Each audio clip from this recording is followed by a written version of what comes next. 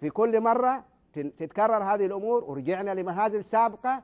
أنا أبغى أن يكون في هناك مصادر موثوقة تتحرك لتعريف الجمهور الاتحادي من فين جات دي الفلوس، وليش ما جات هذه الفلوس من أول، وليش ظهرت الآن، ومين اللي وراها.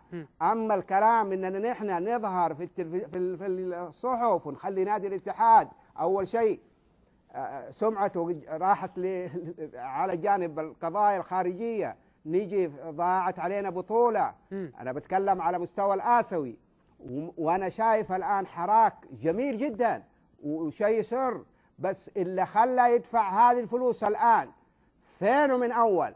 هل هي بهرجة إعلامية؟ هل هناك جوانب أخرى جاية في الطريق ولها تمهيد من الآن؟ أنا بقول يا اتحادية خلاص كفاية، أعطونا الحقائق، جمهوركم كفاية حركتوا أعصابه. بس اسمح لي أستاذ عدنان، يعني هل